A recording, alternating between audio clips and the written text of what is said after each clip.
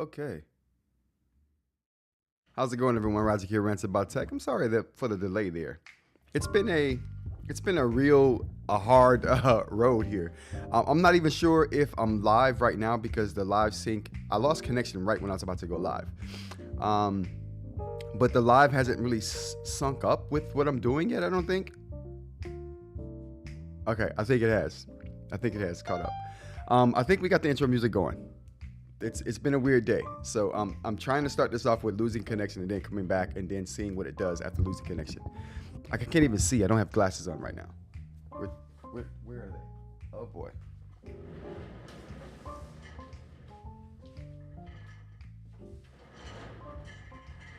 All right. We're good to go now? Whoa. Okay. Everything's clearer now. Okay, here we go. All right, so welcome to another episode of Rants About Tech Live for January 28th, Tuesday. It's a Tuesday today. I wasn't even going to do a show today. I was going to wait till Wednesdays. I might just drop to a Monday, Wednesday, Friday schedule just to give more things to like come up to talk about so we have a more packed show and then just pack a whole densely packed hour of content into a live. That's the hope anyway, but we'll see. We'll talk about it. Thanks to everyone for being here today. It's a cloudy day in Philadelphia, as you can see from the background. Cloudy day in Philadelphia. Not as cold though. I'm not sure if it's not as cold due to the fact that my downstairs neighbors are probably cranking the heat up to like 80 down there, or if it's just doesn't feel that cold out. It looks cold as crap. It's windy. It's the wind's blowing the branches. It's crazy. So I hope you guys are having a better day where you are, at least a more sunny day. If you like sun, I hope everyone likes sun. Vitamin D needs to be up. Right now it's on the decline. It's on the decline. Yeah, so let's go ahead and see what we got in the chat here. I thank you for everyone who joined the chat early here. I appreciate you as always. Who do you have here? Let's get the air horns going. Just some early morning air horns. They're silent early morning air horns though, so that's to not alarm anyone. It's not alarm anyone. We got a Noop dropped in to say hi. I appreciate you, a Noop. I thank you for dropping in. Probably couldn't stay, so I appreciate you popping in and saying hi. eInk, we got eInk in the building. Thank you. Mr. Mike, we got Mr. Mike in the building as well. Who else we have here? I think that's it. And we got Mr. Media, aka Aaron. I appreciate you joining us. Thanks for joining us, you guys. Today we're going to talk about a couple of things that we missed from yesterday or that we didn't get to yesterday. It's however you want to look at it kind of thing. That's going to be, what do we got here? The roughness tester took up most of the day yesterday. So that was a thing. That was a thing and a half there. So we didn't get to a couple more things, but today I want to talk about a story, off the top that we kind of got to yesterday or talked about yesterday, or that someone brought up yesterday, but we didn't really get to. But before we do that even, let's talk about the national holidays today, because I think that's fun. That's always a fun thing to do. First off, we got National Blueberry Pancake Day. I like pancakes. It's still in the morning. You still got time to get your blueberry pancakes if that's where you want to go with this. So blueberry pancakes off the top, it's okay. Today's the day to do it if you're going to do it. Even if you don't like blueberries per se, I'm not a blueberry person. I'm not a fig, Newton, or blueberry person. But I do like pancakes. And I will take some blueberries and pancakes for today. Like, if I were eating pancakes today, I might just order that, knowing that today was National Blueberry Pancake Day. National Lego Day. Let's just take a look at. You know what? I pulled this out. Can we take a look here? Oh, what happened? Oh, all of my stuff is backwards. Oh no, it's not backwards. It's on the wrong thing here. I'm like, whoa, this thing is backwards, but it's not backwards. It's not where it should be. Okay, there we go. Bam. All right, so National Lego Day. Now, I have this Lego set here. This is, if you don't know what this is a R2-D2 Lego set here. Now, I clearly don't know what I'm doing. Clearly, I don't know what I'm doing here. So I just wanted to bring this up because it's National Lego Day, and I thought, I have a Lego that I haven't completed that I need to complete. His feet just don't look like they're right here. I don't know what I did there, but I got a long way to go. This is his head. I'm going to put that on at some point here. We're going to make it right, R2-D2. We're going to make it right. But That's what I'm going to work on that today for National Lego Day. So that's what I'm working on. So it's going to be fun. It's going to be fun. Oh,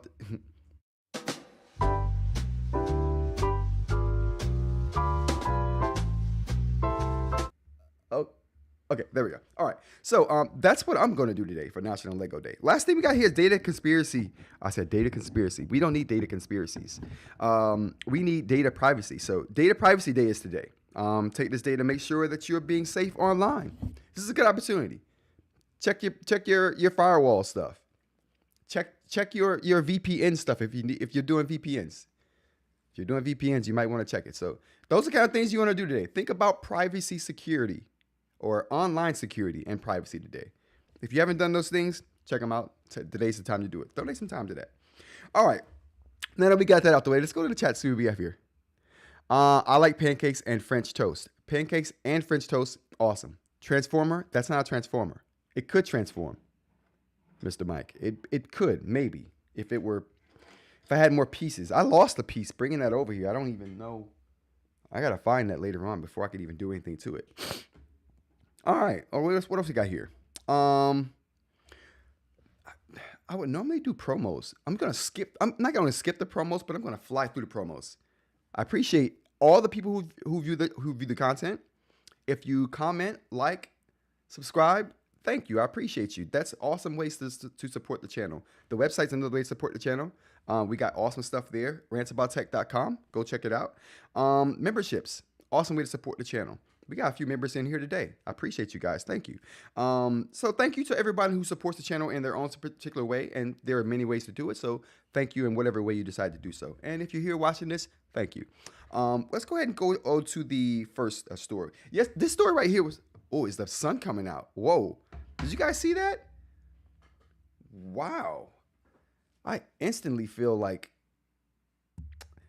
15% better. I feel 15%, at least 15% better just now from the sun coming out. That was great. That was awesome timing. The sun knew what I needed. DeepSeek. So DeepSeek is something that I didn't know much about yesterday. Can we turn this up? Yeah, DeepSeek is something I didn't know much about yesterday. And it got brought up in the chat. So we're going to talk about, it's not working. We're going to talk about that today. So let's go down here to the desktop. Bam. All right. So DeepSeek. Oh, this is the site. I should have brought up the site while I was talking about it. But rantsaboutTech.com. Support the channel. Black and white t-shirts. DeepSeek. I didn't know much about this yesterday. I heard about it. Hadn't done my research on it until I got done with the show yesterday, and I did some research, and I heard some things this morning before the show that I can spread and disseminate. This is some good information we got here about DeepSeek. Feel free to dump your questions or comments about what you already know about DeepSeek in the chat. Tell us what you know. Tell us what you think. Do you have any experience with it? We're gonna take a look at it. Like, I downloaded it. It was off the App Store over the weekend for a little while. They canceled anybody trying to get an account because the influx of people. But they've opened it up. They've since opened it up, so I got in. So we're gonna check that out. So DeepSeek, what is DeepSeek? So DeepSeek is an AI model, a Chinese AI model, and right off the top, like the first thing I think of was when I think Chinese like AI language model. We talked about this a couple of weeks ago when we talked about the AI model that Onyx was using for their Boox platform of eInk devices, and how they were using a ByteDance model and how it was pretty biased, okay? Just to put it mildly. But I mean, we would expect that coming out of China. Clearly, it was a Chinese AI model. I expected those biases to come out of China because the way they control the government. So these are all things I kind of expected, but I didn't expect it to react in some of the ways that it did. And we saw some of the responses on a live that we did. If you're interested in that, check out my live. You can just type in. I think we were talking about Boox AI, and you should be able to find that live. But that was a very interesting revelation to me when that came out. And so when I saw this, I'm like, okay. first of all, why are people getting excited? If people are upset about a tablet company, an eInk tablet company, putting a Chinese model with clear biases in their products, like what kind of, and that's a small sector of the technology market. What kind of backlash would a huge Chinese model have if a bunch of people were going to it? I'm like, this doesn't make any sense to me why people would run to a model like this when we're having problems with just like smaller companies using models. It just didn't seem right. The same biases you're going to have in the smaller models, you're going to have in the bigger models. I don't know. It's just anything coming out of China to me is going to be highly censored, right? That's just the way the government handles censorship. Through any event, I was confused by the popularity of this app. Like seriously confused by it. Like why would it be popular under these current circumstances and climate? And I'm thinking no matter how good it is, why would it be that popular? You can be as good as you want to. As soon as you show that you have a bias towards something or people or group or location, people typically shy away from that. Like, I'm still confused by that, but we're going to talk about it. So what do we got here? DeepSeek. So a shocking Chinese, this is coming from CNN, a shocking Chinese AI investment called DeepSeek is sending U.S. stocks plunging. So huge success with the AI model, because they're doing it cheaply, and that's the kind of the crux of the conversation being had here, is that they're able to do it super cheaply. And so I wanted to get the guy's name. But let's go over this little segment of this article here, and then we'll talk about some numbers here. U.S. stocks dropped sharply Monday, and chip maker Nvidia lost nearly $600 billion, and that's billion with a B, in market value over this announcement, over this app. Super surprising to me. I'm surprised about all of this. But we'll go on about specifics of why I'm surprised. After a surprise advancement from Chinese artificial intelligence company DeepSeek, here we go, threatened the aura of invincibility surrounding America's technology industry. DeepSeek, a one-year-old startup, revealed a stunning capability last week. It presented a ChatGPT-like AI model called R1, which has all the familiar abilities, operating at a fraction of the cost of OpenAI's, Google's, or Meta's popular AI models. The company said it had spent just $5.6 million on I thought they spent $60 million. That's not even $6 million. So they spent $5.6 million on computing power for its base model, compared with the hundreds of millions or billions of dollars U.S. companies spent on their AI model. So let's talk about that. For a second. So we got one of the big advantages here being that the model can do all of what it can do, all of what other models can do from American AI companies for a fraction of the cost. And that is literally a fraction of the cost. Problem with this, though. The first issue with this is that the company behind DeepSeek is seated in venture capitalism. So there's a venture capitalist. I want to get this guy's name. Maybe they mentioned his name.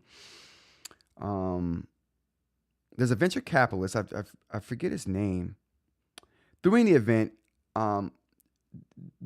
this model was being funded. We don't know for how long before it actually became DeepSeek, because DeepSeek is the current iteration of this AI model, but it is not the original iteration of this AI model. So what we don't know is how long the model before DeepSeek was being trained, because like I said, DeepSeek is the current iteration of an older model. So we don't know anything about the older model that this was derived from. So that's the first thing. This is the first variable in the money aspect of this. Yeah, they spent a fraction of the cost, but we don't know what they spent on that previous model that this model was derived from. We don't know how long they were trained it. We don't know what they trained it on, and we don't know the amount of money they spent to train it. So the money, the 5.6 million that we're talking about here, is just in the DeepSeek iteration of that model, not the venture capital funded model that came before this. So the numbers are a bit skewed, I guess is the point I'm trying to make here. That 5.6 million is definitely skewed. That is not what they spent overall on training this model. Absolutely not. And they didn't just train this model for a year either. So this particular iteration has been going for a year, but the models that it was derived from, we don't know how long that had been going. All right. So nextly we have up here, the tech-savvy NASDAQ plunged 3.1% and broader S&P 500 fell 1.5%. The Dow, boasted by healthcare and consumer companies that could be hurt by AI, was up 289 points, or about 0.7% higher. The stock market losses were far deeper at the beginning of the day. All right, so stock market plunging with this, the news of this AI, right? Nvidia suffered huge losses as well. But like I said, the bigger story here is that we don't know a lot about this particular model. There's definitely biases there. That's documented from people using it. We don't know how much money they spent on the model as a whole. So to say that it's a fraction of the cost of American AI models is just misleading from the actual facts. And how they train the model. So they're saying that they can do what they're doing for a fraction of the power as well. So they're saying we had inferior chips to what Nvidia is making for American companies today. And the reason why they're saying that is because of the export, what are they calling it? There's an export law against exporting chips from America to China. There's a chip export ban going on, and American companies cannot sell certain chips to Chinese companies in China. So because of that, they're boasting that these chips that they train their models on are not as powerful as the ones that we train our models on here in America. And that would be true. That would be the reason for that, is because they just don't have access to those chips. And I think particularly about this story is that when you have a company who's forced to work under constraints, now let's take aside all of the biases and take aside not being totally upfront about the cost, because they're definitely not being upfront about the cost. But what they can say is, and honestly, I'm not even sure if they can say this.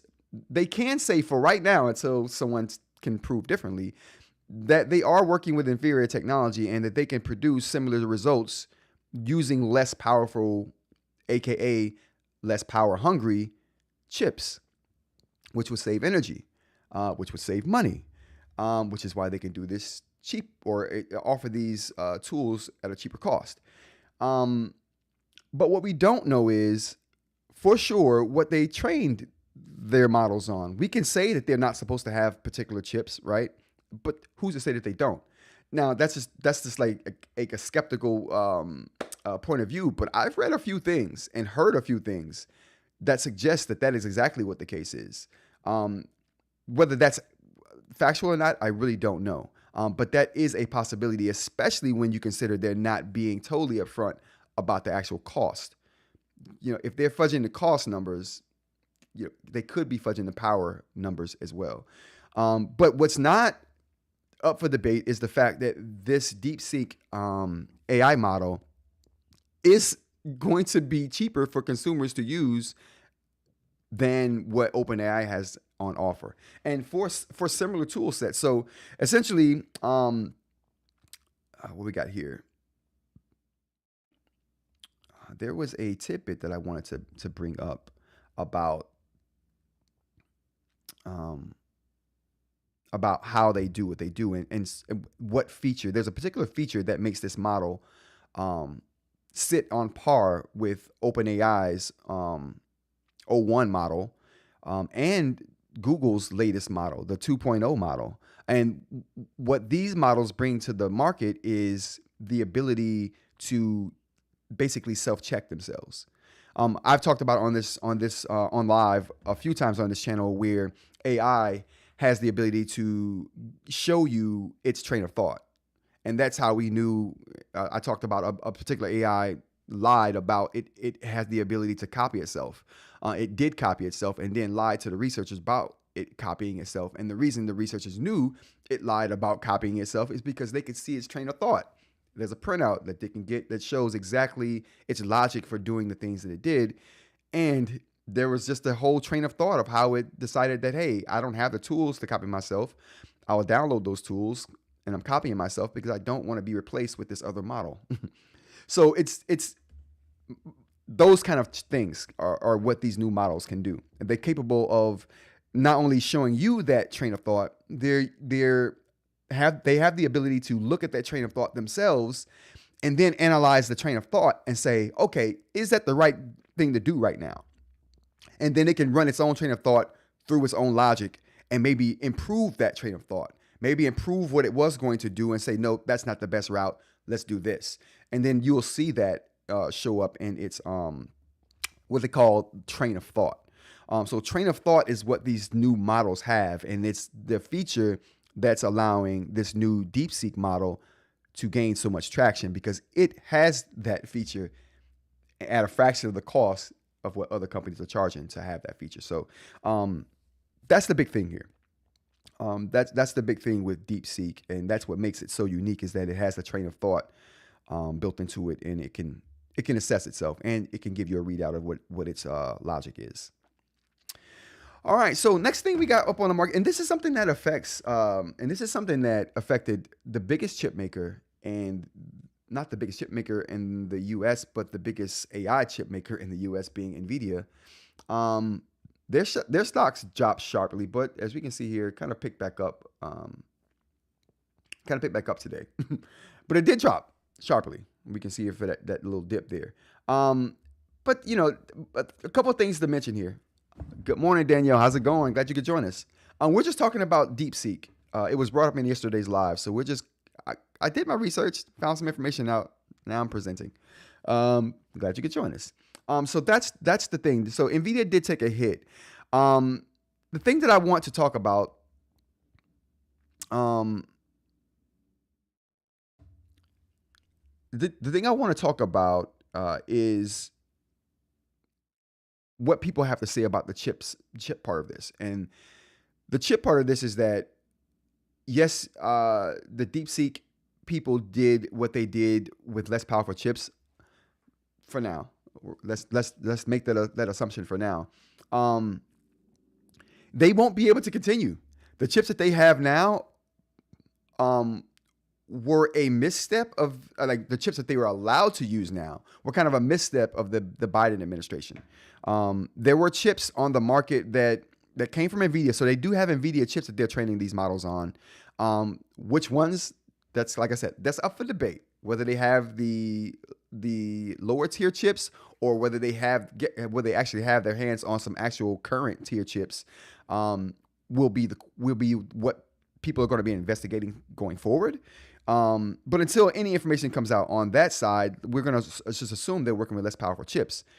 But even the chips that they have they're training their models on now, even those Nvidia chips will be obsolete here pretty soon with the release of the Blackwell chipset that Nvidia is going to be releasing, I think, later this year.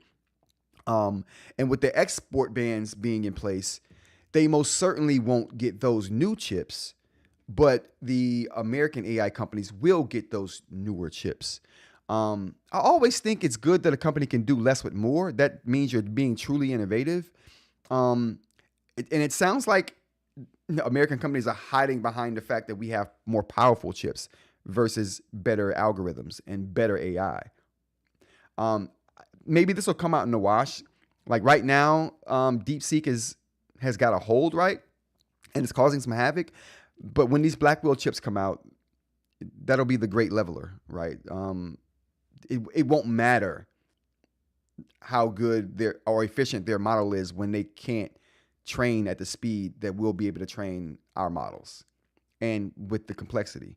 So none of this will matter after a point. But that's just my two cents on this particular thing. I'm gonna keep an eye on this just to see where it goes. But my prediction is DeepSeek goes away after a certain time because they won't have access to the chips they need to really advance their AI models.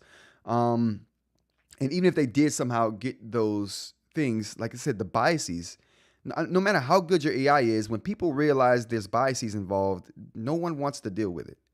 Like, you can't get reliable answers from a AI that has biases. So that's my 2 cents. We'll see where it heads. We'll see where it heads and where it shakes out. Next thing we have here is WhatsApp.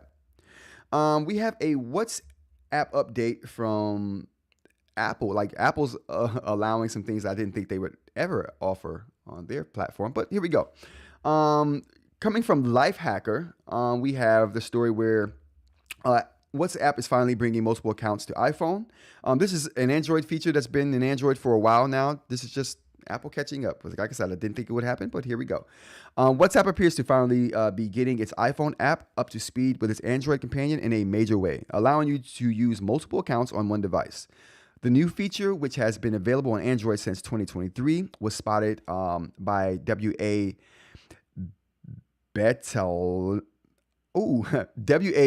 Beta Info. I made that more complicated than it had to be. In the iPhone's app most recent test flight beta program. So this is a test flight program from WhatsApp and their iOS division. If but more likely once multiple multi-account switching eventually carries through to a public release, users will be able to manage and sign into multiple WhatsApp accounts within a single instance of the WhatsApp app. Kind of like you can do in the Instagram app right now. You can kind of double tap your icon, and it'll kind of switch you over to a different account, eliminating the need to keep multiple devices on hand to manage each of their WhatsApp accounts. This will be especially handy for small businesses. Anybody using WhatsApp religiously right now? We got any WhatsApp users here right now that think that this would be beneficial to you if you're an iPhone user? Or do you use WhatsApp in that way? I thought this was big because Apple's allowing something that I didn't think they would allow, and WhatsApp being one of the most secure apps and Apple being the most secure cell phone right now. It's a good pairing of the two, but I just didn't think that they would add this feature anytime soon because of how Apple locks down profiles on their actual phone. Like, you can't switch profiles. They don't actually have profiles on phones. And most other manufacturers of phones allow you to have different profiles. But that's the Apple ecosystem for you. Let's talk about a little bit of the details from this. How it will work. Users will be able to create a new account or log into an existing one by scanning a QR code. Here we go. Users can switch between accounts without changing the app or device. Each account will have its own chat, backups, and notifications. Set up a new account as a primary account. Link a new account to an existing account as a companion using a QR code. So that's the way it's going to work if it ever comes out of beta right here.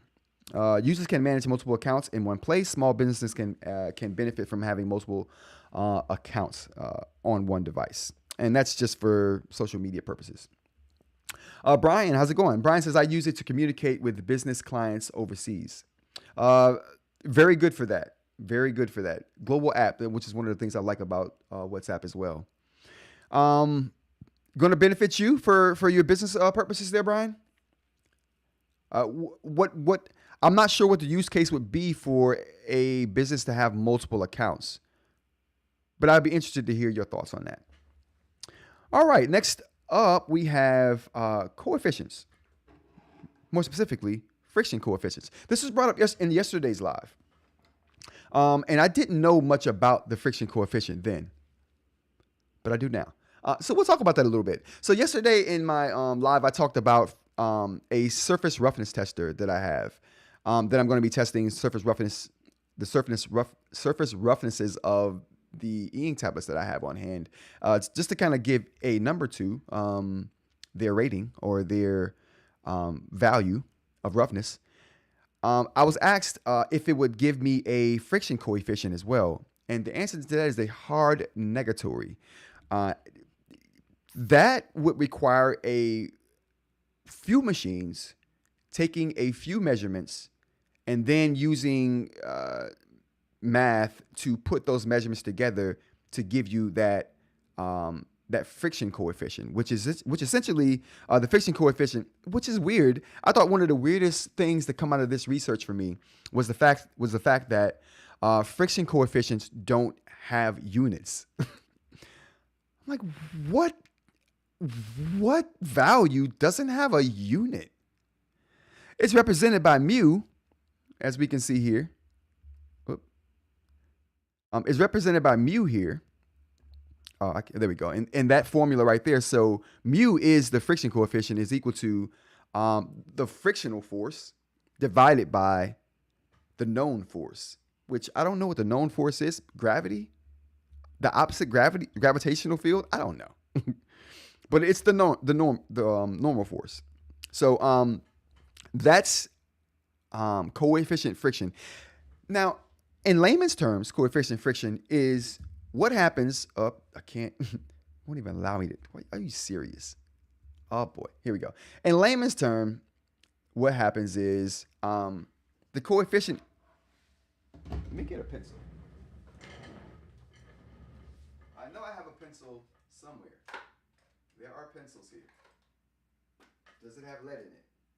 Oh, it does. We're good to go. And we got paper. Okay, so here we go. Essentially, why a coefficient efficient or a friction coefficient would matter in an eInk device is because it would tell you, based on this particular thing right here, the lead that I have in this pencil, based on the lead I have in this pencil, and the friction of the lead, and the friction of the paper that I have right here, and the amount of force I'm applying to the lead to slide it across the paper, the amount of lead lost along this path, all of that goes into the friction coefficient. My force, the opposite force of the table that I'm writing on, the friction of the paper, the friction of the lead. How much lead is being lost when I run this across the paper? All of those things go into calculating the coefficient of friction, or the friction coefficient, which we can see here in this formula right here. The friction coefficient is equal to the frictional force divided by the normal force. The friction force, there's a whole bunch of calculations that go into that, a whole bunch of variables that go into that. So it looks simple if you're looking at the final formula right there. But if we just take the numerator, the frictional force, that in itself is a whole slew of math that you have to do to come up with just that. That's not even to mention the normal force, which, like I said, is a mixture of the opposite force, that the gravitational force, my force, the opposite force of the surface. All of those things come into play when you're trying to, like I said, the amount of lead lost, all of that comes into play. The friction of the lead, the friction of there's so many variables. It's so complicated that no, I would not be, that's something I will not be able to do. And there's not even a chance of me being able to do that. Figure the frictional coefficient out for, maybe a stylus nib with the roughness of the tablet surface that I'm writing on. I would not be able to get that because there's so many variables that go into it. Temperature, humidity, all of that goes into that. All of that goes into that formula. So, yeah, I won't be able to do coefficient of friction or friction coefficient. But it was super interesting learning about it. And like I said, the most interesting thing about that is that the friction coefficient is unitless. Like, what other thing? I don't know how many other things out there are unitless, but that's one of them. And I didn't even know there was one. So there we go. You learn something new every day. Every day. What else we got next over here? We have, do we have any questions about that? What do we think, chat? Should I be able to do that or should I not? I think it's too complicated. I think that's just way too complicated for me to figure out. I wouldn't be able to, like I said. It would be an impossibility for me to figure it out. And not only that, even if I could figure it out, it would take so much time and effort to figure out. Would it be worth the time and effort? It might be. I thought about it for a second just now, and it actually might be. All right, so let's go to the chat real quick before we move on.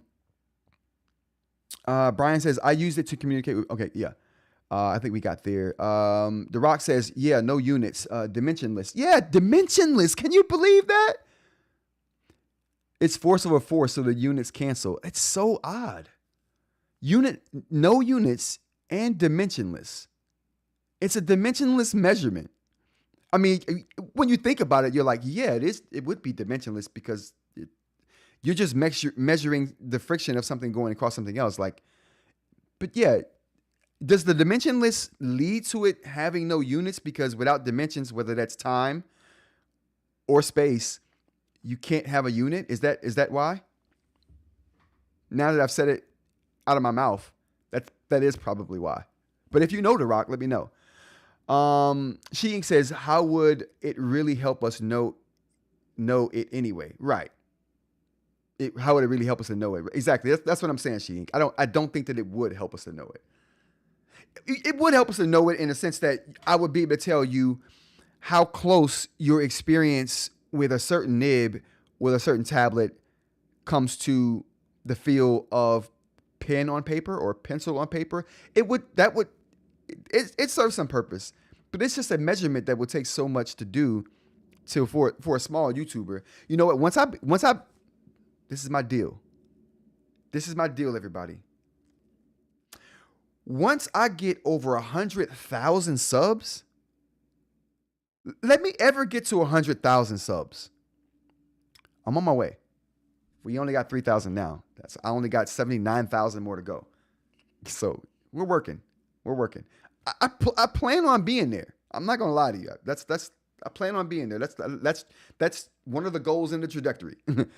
But once I reach 100,000 subs, I mean, YouTube money should pay for me to be able to buy something like that. Instruments to do that. Let eInk take me to 100,000 subs. We gonna figure this friction coefficient out, chat. No cap. No cap in here today. We figuring this frictional coefficient out.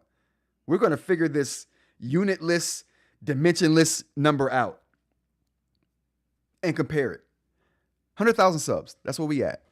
100,000 subs, you guys. So once we get there, when we get to that, close to get to that number, real things will happen. We're going to have some real science. I might have to buy a building, a lab. It won't be rants about tech. It'll be rants about lab tech. All right. Greg, a.k.a. Gregory says, force over force. That makes sense. Yes. Yep. Two things over each other cancel the units out. So weird. I love it, though. I love little things like that in math and science. Love it. Love that. All right. So, moving on. What else do we have here? Let's go on to some eInk stuff here. That was eInk stuff, but some true eInk stuff here. Let's end this live off with a bang. Now I've been doing some different. So let me just show you guys what I have here. So I've been doing. I have to control this. I'm getting me a Steam Deck, so I don't have to control these cameras by this keyboard anymore because it just doesn't know what it wants to do. Steam Deck, here I come. Steam Deck, here I come. I saw one at this computer store I was at the other day. Thought, bro, you should have that. It would make things so much. You don't have to worry. One day, I have to research it first. I hate buying stuff without researching it. That's my thing. I can't like be spontaneous and buy something. I like it. It's cool, but I have to do some research. Research have to be done. But here we go.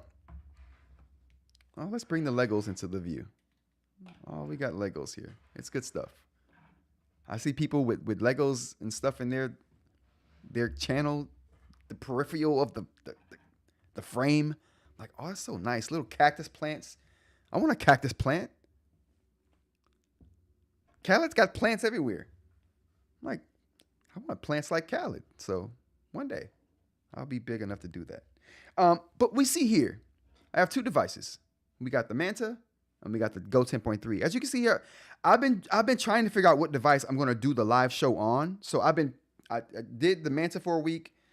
Now I'm doing the Go 10.3 for a week just to see what's going on. Same stuff, same information is going to be here. But I started doing outlines. And I'm like, okay, well, what outline feature is better? We got the Lamy here. It ain't the ceramic nib one button Lamy that you can get at rantsaboutech.com. If you want a ceramic nib stylus that's built like a tank, it's probably the best stylus on the market. With a ceramic nib, you check out rantsaboutech.com. You do it. And good luck. I love this pen though. I'm gonna do a video on this pen and the Samurai. Where's the Samurai? I don't know. Wherever the Samurai is, I unearthed some differences that make like tangible differences. I didn't script this, okay? We're just doing it. It's a live show. Real tangible differences that I unearthed about these two pens, and I'm like, if you do this, this is the pen you should get. But if you do this, this is the pen you should get. It's coming. That's why I'm going to go down in lives, because I want to get more videos out. It's been so hard to get videos and come up with live shows. So I'm trying to balance the two now. It's a balancing act. I'm on a tightrope. That's not a studio background, you see. I'm actually in a circus. So when I was doing it, I'm like, I'm trying to figure out outlines for this. So it's so easy on the Manta, right? If you've had a Supernote, you know that all you have to do is circle something. So I'm going to use the gestures because I'm not using my pen with the button like I would normally do. I'm trying to use other stylus. I hate it. I'm not going to lie to you. I hate it, but I'm trying to use other stylus so I know what to talk crap about. So when the hate comes, it's founded in some actual facts. So that's the point. But so I'm using this and I'm like, I got to use gestures. So what we're going to do is I got the side gesture here set to selection, and on the actual device set the erase. Actually, I'm lying. Nope, I'm not lying. That's exactly how it's set up. So if you know about the Supernote, you know that it's so easy to organize your notes and make a table of contents. All you do is select something and then turn it into a header. Bam. I don't have to organize anything. I don't have to organize that. I don't have to say, hey, I want this to be an outline for me. And could you put this in this position for me? I don't need to do that. It's just there. So when I go to my outlines, it's just there. In the order it should be there, right? I don't have to build it. You know? I don't have to say, okay, now all right, this is a tag. It's a tag, right? I tagged it, whatever. Oh, actually, it's not tagged. If I wanted to tag it, I hold down on this right here. Now I'm tagging it with the keyword, but now it's tagged. We need graphical representation of tags on the Supernote. Highlight Ratta. I'm going to get on my highlighting every live stream. Like I said I was going to do that. I kind of lost track of it because I felt odd doing it, but now, I don't feel odd. It needs to happen. All right. So that's the thing. I can make it's done. My outline it's done. So I go to a different page, I get the outline, go to a different page, I get the outline, I go to a different page, and I have that outline. Now I could jump between those topics just by doing the outline, right? And that's the beauty of that. Bam, I'm there. That's how this is cool. I just do my notes. The outline is basically created for me. I don't have to build it later. I've written show. I don't want to have to write it again just for it to be in an outline. That's why I like the Supernote system for outlines and for other things too. We'll get into that. But the Go 10.3, can we move the Legos over? We can. Okay. So Now, I can, if I circled that show. I circled show and I made it a tag. So let's just do that again. I circled it. Oh, that didn't work because I went out of the screen. Oh, I hate that. Okay. I circled it. I have the ability to make it a tag. Once you make it a tag, you know what? Let's get down here a little bit more. Once you make it a tag, it has this kind of graphical representation to it. It's shaded a little bit, as you can see here. The problem with this is, is that now it's I got it. It's shaded. Now I have a graphical representation of what I want to be something important. But that doesn't make it into that's not a header. That doesn't add it to any kind of outline or anything. That's just a tag. So if you want an outline, you have to create it. So I got a long press on the screen. And as you can see here, that there's an outline option down here that I can go to. Now this gives me the ability to create an outline. So I'm going to go ahead and I'm going to put show in here.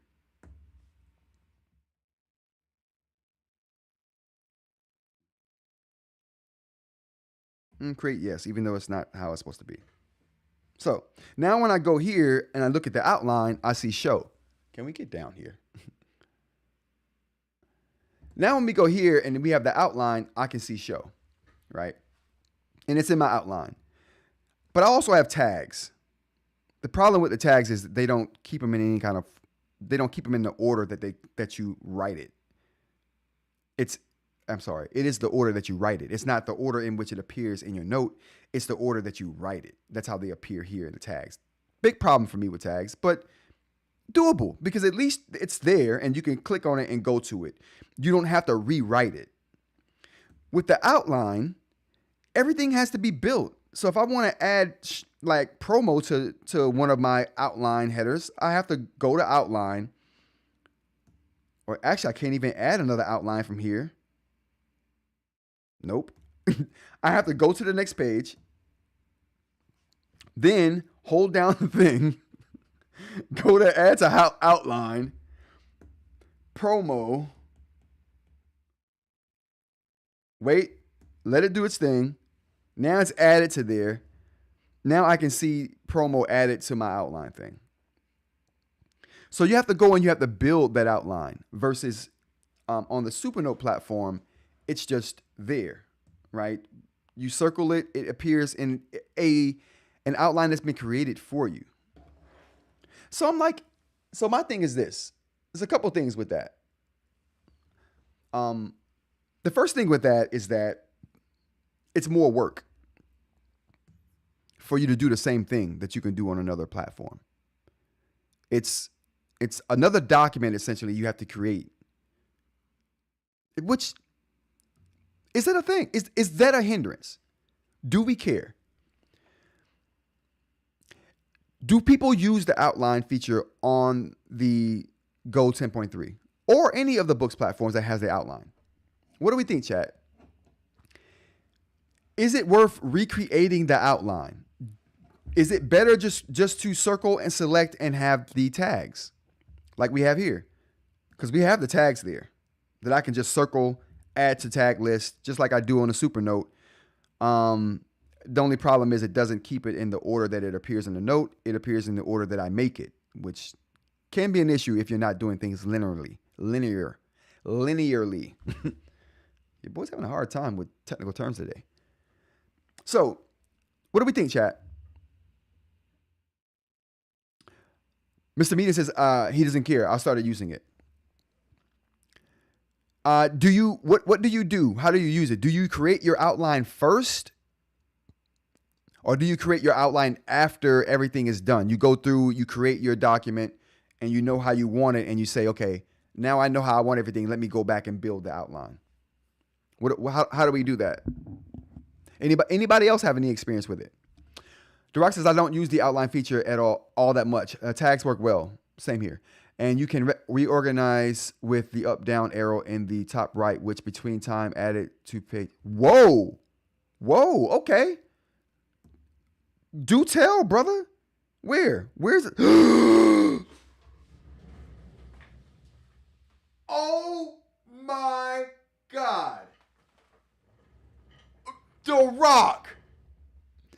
the man or woman. Holy game changer. Bro, I'm never touching that outline feature again. Ever. What? What? What? That's crazy. I love that. Okay, let's try it. I never noticed that. I'm sorry. I saw that arrow. Let's get down here. I saw this blimey arrow before. I didn't think anything of it. I'm like, up and down. Okay, yeah, whatever. What? Let's try it. Can we? How do you? Oh, you don't even have to move it. It auto organizes it for you. And to think I wasn't going to do a live today. To think that I would have not brought this up.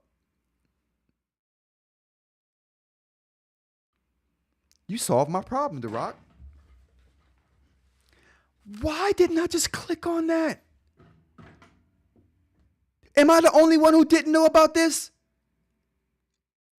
Oh my goodness. That's a game changer. That is a literal game changer. Holy. Okay, all right. Time added recent by page number. Yes. Yes.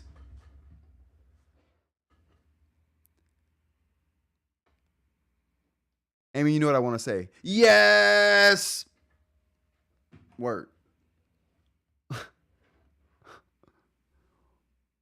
I don't know how I missed that, Greg. Am I the only one who didn't know that? I've been complaining about that. I'm glad I didn't make that video. I recorded a video complaining about their lack of knowing to organize this by how it is organized in the notebook. I made that video, never released it because I wanted to add a few more parts to it. That'll never come out. I'm so glad I didn't. I would have looked so bad. Holy man. The mic, I'm coming around, bro. I'm coming around. I said the mic. Mr. Media, I'm coming around. I'm coming around, Mr. Media.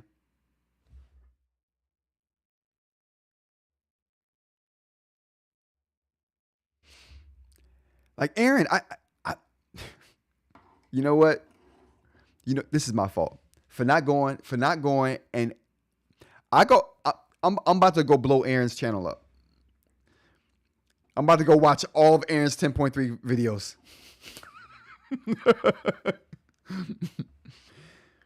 I love the 10.3.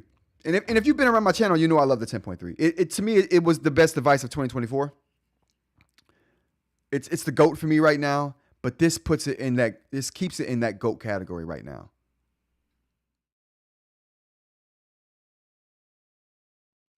The Rock says, Boox UI design philosophy is, if you don't know, now you know. Man, that's beautiful.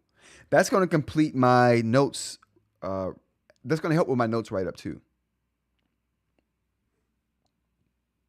Yeah, I agree, Aaron. So many organizational tools with Boox, you just have to find it. I agree with that wholeheartedly. It is about experimenting with the platform. They don't tell you much. You have to experiment with it and then kind of show everybody else. Thank you guys so much. I'm going to put that in a video. Man, that was super helpful. Thank you. Thanks, chat. I mean, we help each other here, but that's definitely one of the ways you guys have helped me. That's seriously a game changer for me. It definitely needs to be more user friendly. They're just going to keep adding features. It's going to get more bloated, but man, that is clutch. I don't have anything to complain about. I have nothing to complain about. We're moving on. Let's go to the next story. Thing here. Wow, that's crazy. I'm using the tag system from now on, chat. Who needs the outline? Who cares? Who cares about the outline? I don't. I don't care about the outline feature at all. Not when you can do that to tags. And tags are so easy to put in. I'm through. And especially if you got box and asterisk search, done. Done and done, sir. I just need a device.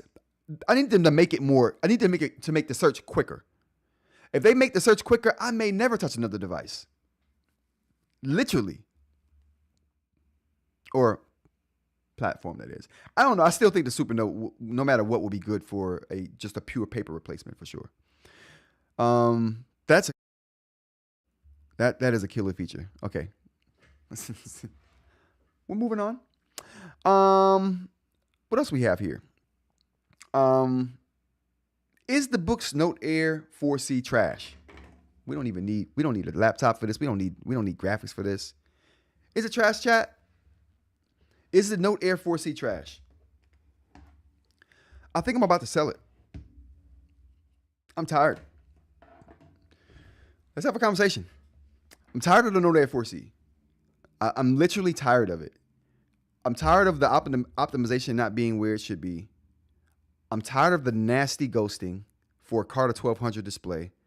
I could take it if it was Carter 1300, but Carter 1200 with the nasty Carter 1300 like ghosting? Nah, I'm sorry.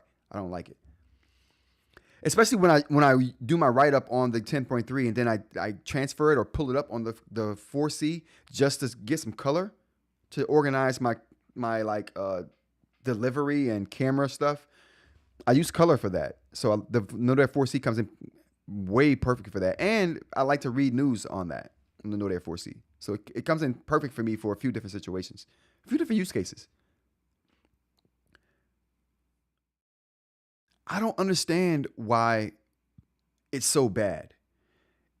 When I wish I still had the 10 or I wish I still had the Note Air 3C.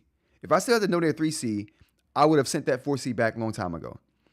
Like I'm really considering, and I look at it compared to the Tab Mini C now. The Tab Mini C gets more work for me now than the Note Air 4C does, and that's a travesty. That I feel like going to a smaller screen just because I don't get the ghosting, just because I don't get the optimization problems that come with the Note Air 4C. What do we think, chat? Am I this you guys could correct me on this too. Like this might be one of those things you guys correct me on.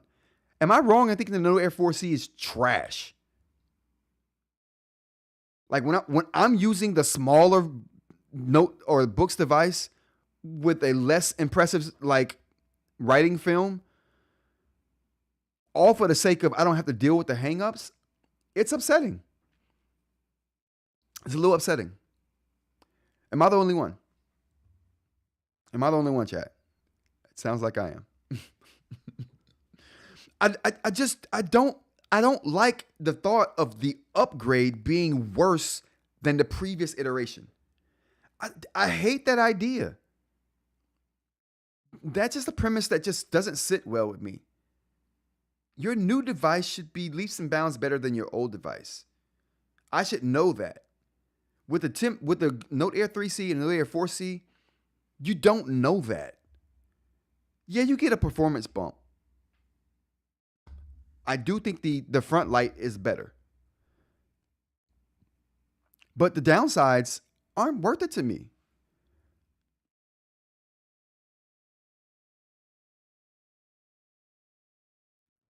Listen, eInk, I'm with you. If I had bought it, I would definitely be in that camp.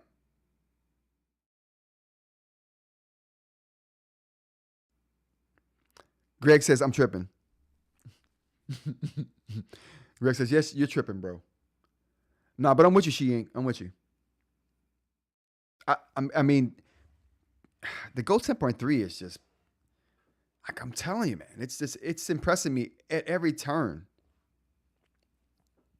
Duroc says, I don't know much about the Note Air 4C or really any color eInk. Does the same happen to other color eInk? Might be the screen. No, because it didn't happen to the 10 or the Note Air 3C. It didn't have these ghosting issues or performance issues. my Tab Mini C doesn't have the ghosting or performance issues, which is what I'm using right now for my color stuff, like for my reading. Even some of my color annotating I'm doing now on the smaller Tab Mini C screen because the Note Air 4C just upsets me looking at it. Looking at it makes me mad. Mr. Media says, I didn't buy the 4C after I saw your reviews. I should have learned my own lesson. I should have got rid of that thing when I saw it.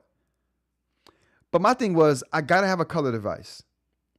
And my thing was, I'm going to sell the Tab Mini C. I'm going to sell the Note Air 3C and just have the 4C. So I did just that. Sold the 3C. Had the Tab Mini C up for sale. Realized how bad the 4C was. Yanked. I had sold that Tab Mini C. I had to tell the person that I sold it to that, listen, I got to keep this device. I'm sorry. I'm a reviewer and information just came out that says I should probably keep this thing. So I apologize, but I'm going to keep it.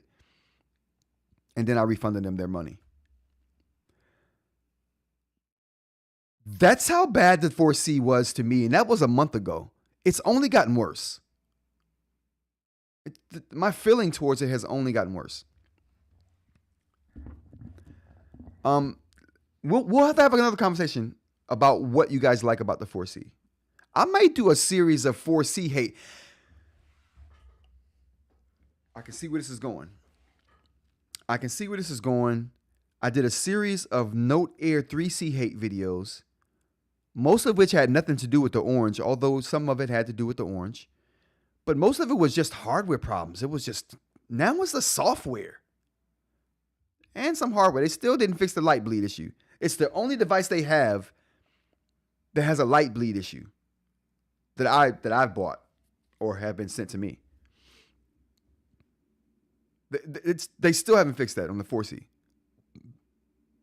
I'm looking for a new color device. I may go back to the Remarkable Paper Pro for my color needs for now, even though it doesn't sync up with my other devices, even though I have to rewrite everything on there just to get what I've written on the 10.3, because I'm not changing the 10.3 out to my main like write-up device. That's a mainstay now. That's just, I don't think nothing's dethroning that for that purpose. The Rock says, for me, color content is best on a nice LCD tablet. To my eyes, even the best color eInk looks like a faded comic. Yeah. I mean, you're not getting real color with eInk. Sad to say. Which is why I'm like, the power has to be there. Like, you're not giving me a crazy color experience. And then the lackluster performance on top of that, I'm good.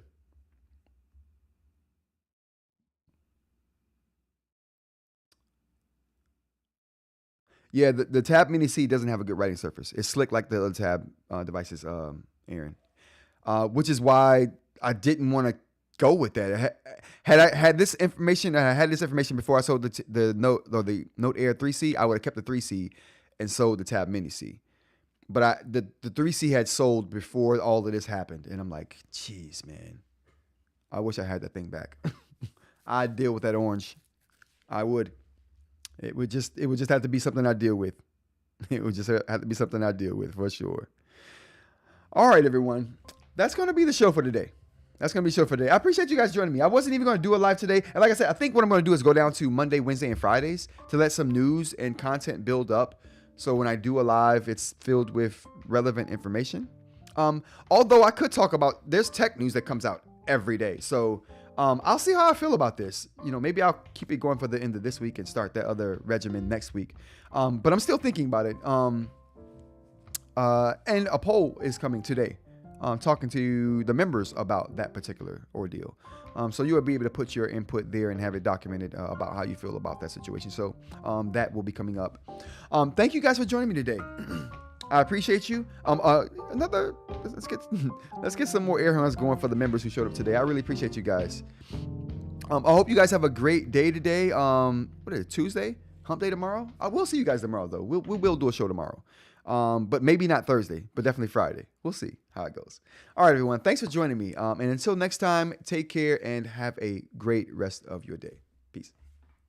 And I knew that wasn't going to work. Oh boy. Like if we just We got to get out.